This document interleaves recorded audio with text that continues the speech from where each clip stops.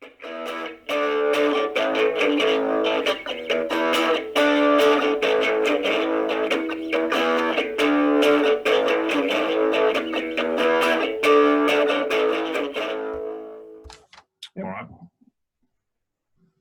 Andy, will you start us, please? Yeah, where do you want me to start with? The Keepers, please. The goalkeepers. What's up? Yeah, your goalkeepers. Okay, two goalkeepers for me were Johnny Moore from Annadale and Davy Buchanan from Rafo. Basically, just a quick summary on that. Both two totally polar opposites for me. Johnny, very quiet, very understated. I would have said, after working with him for 20 years, a very functional goalkeeper. Davy was noisy, he was flamboyant. But, you know, for me, when I was doing this, it was about who regularly came up in our team meetings that we were going to call, that were going to give us problems. And if Davy Buchanan played well for a foe, I remember being up there once and getting 19 penalty corners, and Davy was just pulling stuff out of everywhere, you know, and you end up maybe winning with a minute to go. But, you know, for me, Davy was, you know, we're both totally polar opposites, but the one thing about both of them was they were, you know, hugely committed. I mean, Davy and Rafo and the travelling and everything else. And also Johnny, probably people don't realise it, Johnny would have flown home early from ski trips. He would have taken time off work. He would have done this and done that to make sure that he didn't miss. I don't remember Johnny ever missing an Annadale game, really. And certainly even from injury, played through injury and everything else. And both of them had massive sort of longevity in there as well. They didn't sort of last 4 or 5 seasons and then they'll go from there. So for me, again, Davy, because of what he caused us the problem at Annadale, and Johnny just because I worked with him for 20 years. And I mean, the other thing just to add at the end about Johnny was Johnny, you know, as a lot of these players, I mean, Johnny had a very successful, you know, career as a dentist, and sometimes that takes priority over everything. And I think Johnny, you know, if he'd have set his mind to it, could have probably moved on and done things, but he had other things to do in his life as well. So that's my two. Okay.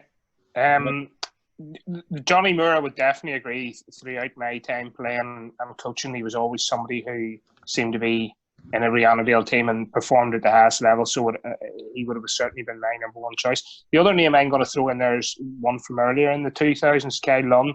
Bit of an unsung hero for Garvey, really. Somebody who I grew up playing with, at, you know, through various age levels and stuff, and a very, very good goalkeeper. Despite his size, which now seems to be a prerequisite for goalkeepers, he was a mainstay of that Derby team in the early 2000s and before, for a bit, taken over from somebody that was highly regarded, Raymond Geddes, and he definitely is worth mention in this kind of form. Thanks, Paddy. Stevie? Yeah, the Johnny Moore one, I think, is a pretty much a no-brainer. Probably has played in pretty much the 20 years that we were talking about. Yeah. Has won the thing a lot, which I think throughout my team, the team that I'm going to mention, I have a lot of serial winners in it, which I think is key to making this team. The other one that I want, the other two guys that the boys have mentioned, Davy Buck and Kyle Lunn, two excellent keepers. Someone I would put sort of alongside those was John Tormey, who also has played a long time, and went on to win it at Garvey as well. So I would add John Tormey into the mix as well. Cheers, Davey. Chris? Yeah, like I agree with all you guys. Johnny Moore was my number one from playing against him. He just was I don't think I've ever seen him have a bad game, to be honest with you. He was always very, very consistent, very good, strong. And Davy Buchanan, always going up to Rafo. He just seemed to make constant saves after save after save. The ball just always hit him. And I asked Andrew Corey, because there's been a couple of Rafo players who played for us, and I always remember asking about Andrew Corey, and Andrew Corey thinks, well, he's the best goalkeeper Andrew Corey's ever played. play with, but he just said I don't think people realised how good he was. Maybe he was pretty unlucky not to be capped, because he was that good. So yeah, like I pretty much agree with everyone else. They were the two goalkeepers that I selected. Okay, we've got to get one out of that. You've all mentioned Johnny, Davy twice, but I'm sure you've all said Davy, Kyle, and Tormey. Johnny would be my number one. Yeah, me too. Yeah, me Okay. as well.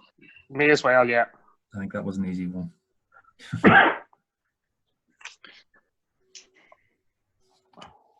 Johnny Moore. Okay, defensive line, starting with Paddy. Okay. The defensive line, there was a few that stood out for me, and the four I'm going to go through, starting at the start of the 2000s. The first one will be John Gray, a fantastic player for many, many years, even in the late 90s for Derby. And I just was looking last night, was an Ulster senior player in the year 2000 and went on to play for Ulster seniors many times. Just a consistent performer over many years. Rarely did I see him having a bad game, if ever. And he was always a 8 out of 10 player at a minimum. And he would be the first one that, again, like Kyle Lunn as a goalkeeper, a bit of an unsung hero of those good Derby teams in that time. The next one I would say would be Ian Hutchinson from Cookstown. Always somebody who come up in a team talk. Bit of a maverick, if I'll say that to be nice to him. There are probably his other words. But a very, very tough competitor. Somebody who did his everything to win, and I would say through the kind of mid to sort of early 2000s, he was somebody who Cookstown relied on a lot, and he seemed to be the driving force behind their team. Around the same time, the next one would be Ross McCandless. Obviously, I know him at Banbridge. His short corner press, his range of passing, his competitiveness were fantastic in an era that kind of was full of really good players, and a lot of them went on to develop into the current Irish team. I would say if he had wanted to, he probably could have got Irish caps, but was happy enough with his lot, playing club and the odd appearance for Ulster. The last one, which is somebody who has had longevity across the entire 2000s, is Stephen Arbuthnot. Very quiet, unassuming guy, but a very, very good player. And up until probably 18 months ago, was still a key member of the Derby team. Stevie said in terms of goalkeepers earlier, serial winner. I think Stephen Arbuthnot is somebody who ticks that box and has won nearly everything in the game. And certainly is somebody now who has probably got a big future in coaching as well. He's learned that much over so many great coaches at Derby, probably over nearly 20 years. So that would be my back four: Ross McCandless, John Gray, Stephen Arbuthnot, and Ian Hutchinson. You give us two of that, Paddy, as your star nominees. My star nominees would probably be Stephen Arbuthnot because of his longevity, and Ross McCandless because of the singular impact he had on the team during that period. Thank you. Stevie? Okay, my back four, and once again I'm going with guys that have won this thing a lot. So at left back I'm going Mark Kendall, 5-time winner. To get into that Annadale team during those years, that was a bloody good team, and I remember going and watching.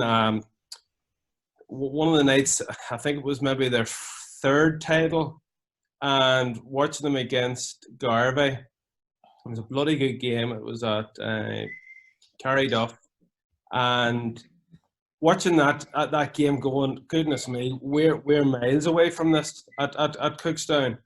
Just the level was very high. So for Mark Kendall to constantly be in that team, surrounded by internationals, just shows how good a player he was. So Mark Kendall will be one.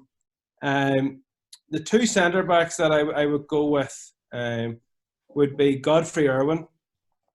Godfrey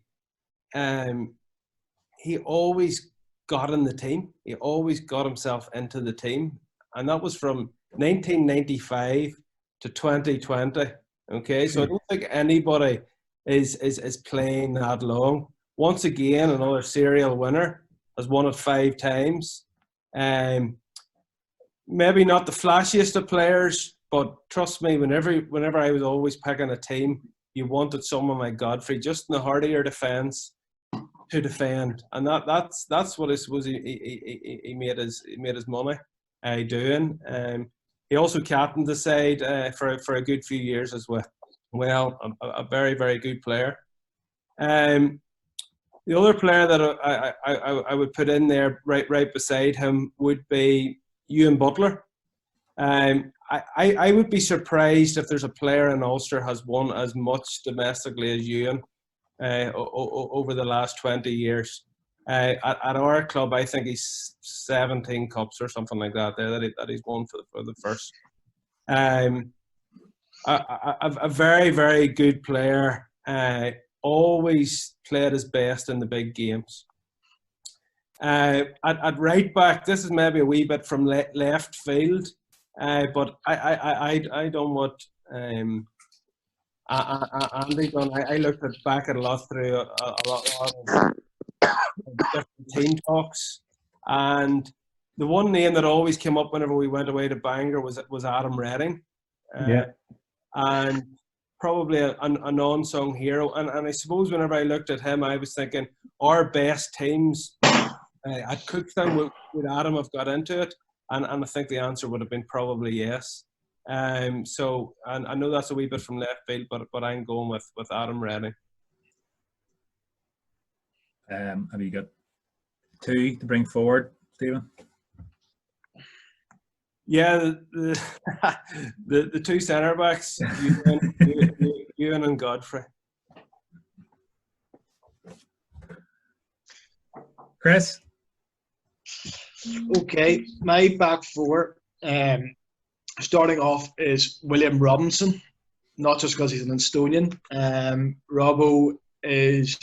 Robbo started off his career actually as a forward, scoring lots of goals, and then the older he got, a bit more he dropped down towards into a centre back role, and since then he's been just absolutely superb. Obviously won the league a couple of times, but he from penalty corners he scored a lot of goals but it's not even that, it's his distribution. I don't people realise how good he is on the ball. He never gives the ball away. He's got extremely tidy skills in difficult tight situations. His heading, reverse and strong side is as good as anyone on the Irish team. His distribution is as good as say anyone's. He's a real quality player. And again, probably maybe if he had the right attitude at times, maybe would have gone on to play at a higher level. But I think he is very, very good player. Okay, Clark Kennedy. Clark Kennedy would have probably played like right back role or like a right midfield role for the Instonians. Clark Kennedy, extremely talented. A bit of a rocket, but he was quality. There's a story Mark Irwin always tells at Barcelona at the European A Club Championships. They played Amsterdam, and Clark Kennedy destroyed the Dutch left midfielder at the time. So again, when people realised how talented Clark Kennedy was, he's very, very good player. Ross McCandless is on mine. Again, a bit of a leader. Range of passing is great, strong, intimidating to play against. And also a fantastic goals. Score some big goals for Banbridge. And my final one then, obviously, because Davy Robb can make it, is actually Richie O'Neill. Richie O'Neill again played some very good Garvey team with a lot of international players. But to me, Richie O'Neill was as good as them all. He was fast, quick, technically very, very good. And yeah, he would be my final defender then. The 2 I would select would be William Robinson and Ross McCandless. Do you want mine, Hughes? Yes, Andy. So again, Stevie and me think very similar in this, in the fact that I did think about, right, who would I have said yes to? Would they have got into the best Annadale sides? And I was really torn between two players at left back, John Gray and Mark Kendall. And I went with John because I just felt John was the first for me that we had seen at Annadale when I was coaching that just played it totally different to anybody else.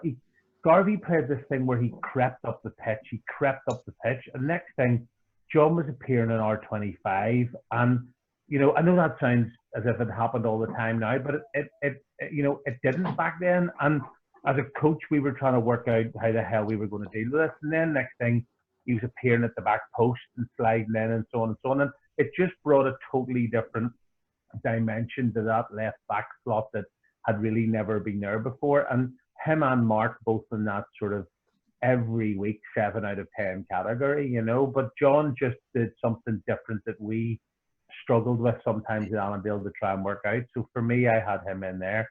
The other one in its centre, which again for the same reasons really, what they brought to club hockey was Ian Hutchinson at Cookstown. He was just, in that period where we were battling with Cookstown took over, blah, blah. Hutchie just was their cultural architect for me. He was the one that just, whether that was the right cultural architect at the time, he was. I would have loved to have him on our team. One of the biggest criticisms of Annadale sometimes is that we were too quiet. That we, when Davey was taken out of the team, that was there really great leaders in there, and he really was that. He was with Stephen and Michael were trying to get across from the side onto the pitch, and I just felt that he was one of those players where you went up there and you just hoped, geez, I hope he's not playing this week. And I think if you can say that about somebody, it's a huge thing for them.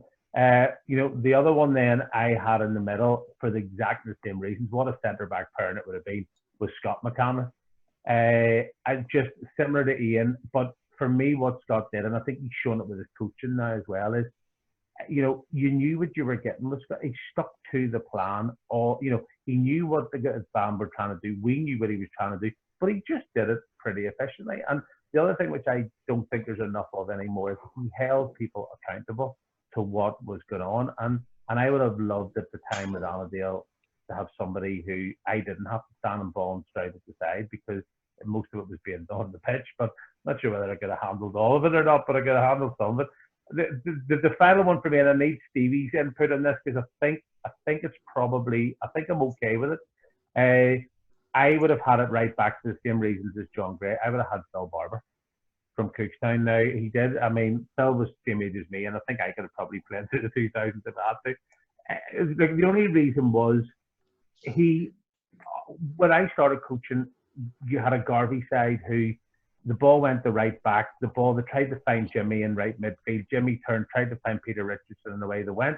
All of a sudden, you had this kid in Phil Barber who was playing at right back and was starting to push on and appear over the halfway line, over the far 25. He had pace. He had really good hands. And another one of those ones when me and Graham started coaching, that when I go back to my stuff, I'm going, we were sitting for trying to work out how to deal with this guy, how to deal with the way they were going. Now, Stevie, he did. Phil did move through, didn't he, with you guys for a long time in there? Philly was obviously 90s and into 2000. Yeah. Phil would have really finished really the first league win, so 2006-07 would have been Phil's. That's what. Yeah. No, that's good. No, because for me, again, when I looked at this team, it was about who were the best players, but it was also about who we had written down, and it used to cause us all sorts of problems trying to work out how we were going to deal with him coming forward from right back at times. So for me, it would be Phil Barber, Ian Hutchinson, Scott McCandless, John Gray. The two out of that I would put in there would be Hutchie and John Gray would be the two that I would be putting forward. Okay, we have 7 then to get into 4. We have Ross McCandless, Stevie Buthnet, Godfrey Irwin, Ian Butler, William Robinson, Ross was mentioned twice, John Gray, and Ian Hutch. So this is the part that's open to the floor. I think we're all. Let me see. Can we put anybody straight through? How many of us had Hutchie? I had him in before. Okay. Can I let me talk about Hutchie for a couple of seconds. Hutchie, without a doubt, if I was picking a team talent-wise, yeah, he's in this team, no problem. Probably the best defender I ever played with by quite a distance. The reason why he didn't get in my, because I was going with guys that have pretty much played over this 20 years. Hutchie didn't do that, but he did win it 3 times. He captained it probably at least 2 of those times. Bloody good player, and certainly I would have no qualms if he was in it.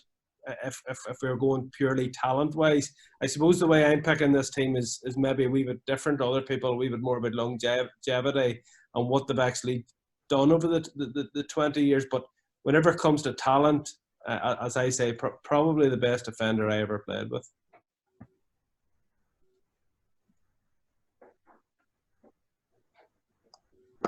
Yeah, well, listen. In terms of who's nominated, I mean, I had William Robinson down as a midfielder, because certainly whenever he broke onto the scene, I thought that's where he played most. I think probably he's only really moved to the back in the last couple of years. Is that right, Kirky? No, well, he's probably the last 4 or 5. Right. Okay. He's been playing. When we played AHL 1, he was. We played AHL 1. He was centre back. We played the year leading up to that, where we won the league. He was centre back. Robbo was not a midfielder. He was always either a forward or a defender. He played as a deep centre back for a few seasons, because we didn't really have anyone in that position. Right. But Okay. as soon as he moved into centre half, that was where he was definitely playing his best hockey. That's where he won the league twice, and that's where he was captain from. So, I'm not going to be bad. I think William has to be on it, because he is a serious. He has been playing for years as well, albeit he did start off as a forward at civil service before he joined Instonians.